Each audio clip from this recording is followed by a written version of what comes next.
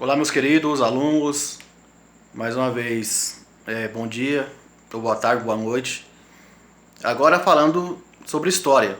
Em história, também, da mesma maneira como em geografia, eu vou separar a matéria, mas inicialmente essa matéria serve para as duas turmas.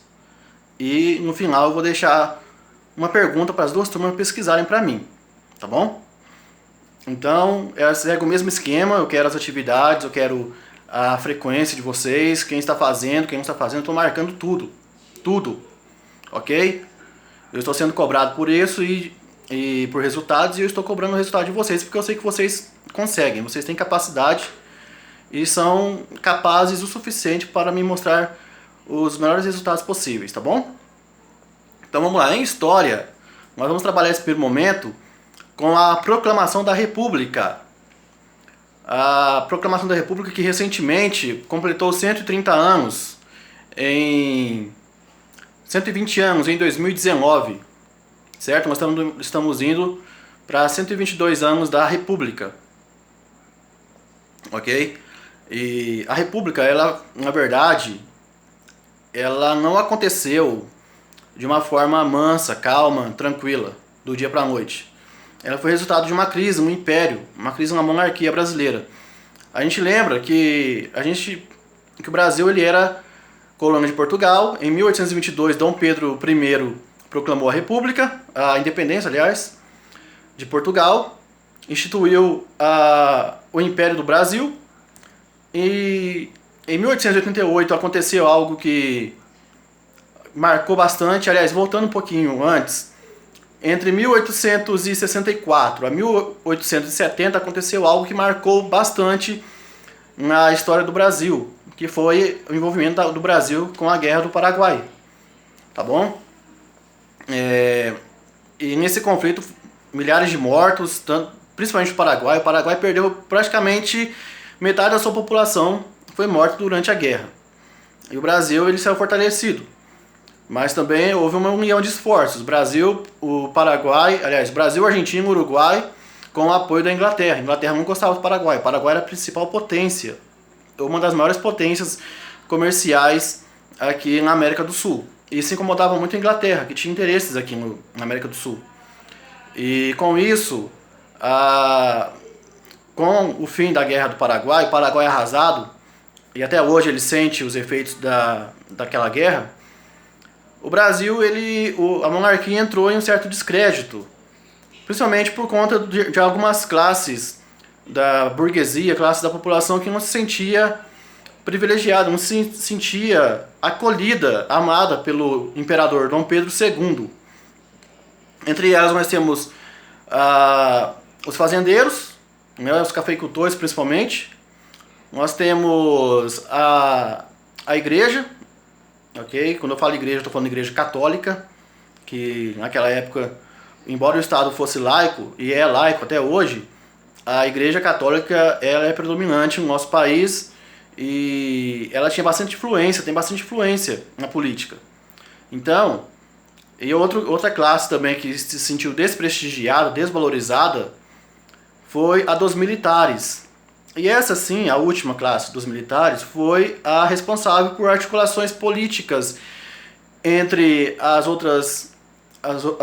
outros setores da população, a igreja e entre eles para destituir.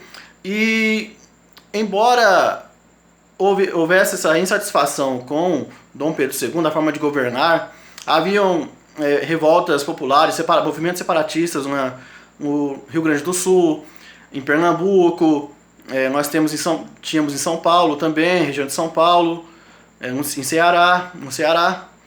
E esses movimentos separatistas eles foram fortemente bloqueados pelo Império, pelo Imperador. Ele conseguiu conter essas revoltas populares e continuar mantendo unido o território. Tal qual nós vemos hoje. É mais ou menos a mesma configuração do Brasil era naquela época, no século XIX.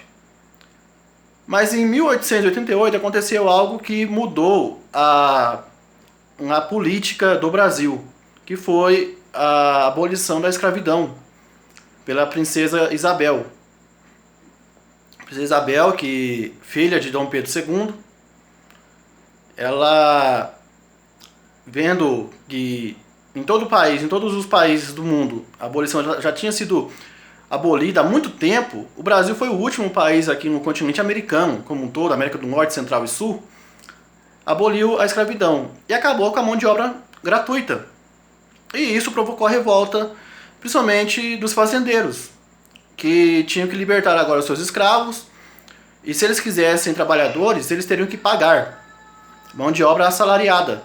E isso deixou eles muito irritados, porque de uma certa forma eles estavam ganhando muito dinheiro com isso, eles não tinham que pagar direitos trabalhistas, não existia a Constituição naquela época privilegiando trabalhadores, que desse direito a férias, a seguro-desemprego, a indenização, nada disso, não tinha. E para escravos, então, pessoas escravizadas, era mais fácil ainda. Morria era como se fosse era como se fosse descartável. Eles compravam outro escravo e trabalhavam. E isso irritou muito eles. Então, houve várias revoltas, principalmente dessa classe, que ela era bastante unida. E junto com os militares, que estavam insatisfeitos também com os atuais rumos, eles conseguiram destituir a monarquia. Então, no dia 15 de novembro de 1889, 15 de novembro, houve a proclamação da República. O movimento republicano tomou conta do país e imediatamente expulsou a família imperial do Brasil. Então, Dom Pedro I, aliás, Dom Pedro II, a sua esposa, sua família, seus filhos, seus descendentes, a família real, eles tiveram que deixar o Brasil às pressas e foram até pagos.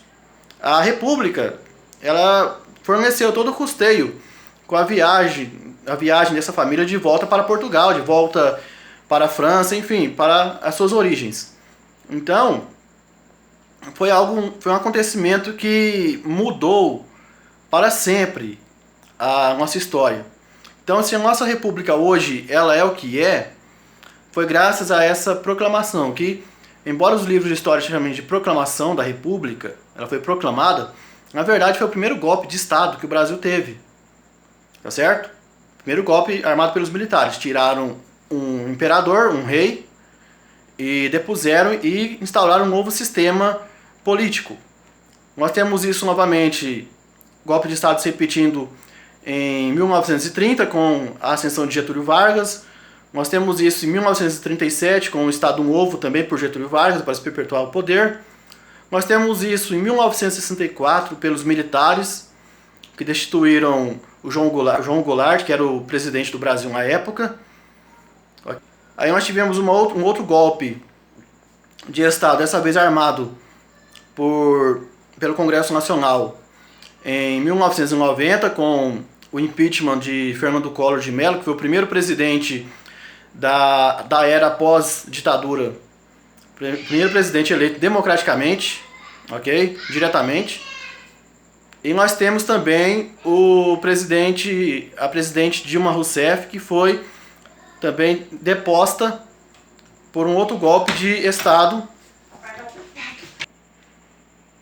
Então nós temos também agora em 2016 também uma articulação política entre o Congresso Nacional por interesses diversos, o impeachment da presidente Dilma Rousseff. Ok? Então, esse impeachment, ou traduzindo para a nossa linha, impedimento, então nós podemos ver que esse impedimento, ele não foi o primeiro agora em 2016, que é o mais recente que a gente consegue se lembrar.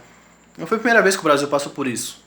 Então nós temos esse impedimento, o último agora voltando para trás, com a Dilma Rousseff, presidente, com o Fernando Collor de Mello, presidente, com a ascensão do governo militar em 64, com a instauração do Estado Novo em 37 por Getúlio Vargas, em 1930 por Getúlio Vargas, e em 1889 pelos militares que depuseram a família imperial, tá bom? Um forte abraço. A pergunta, tá acabando meu tempo aqui, eu tô ficando sem tempo. A pergunta qual a diferença entre proclamação e golpe? Um abraço, tchau!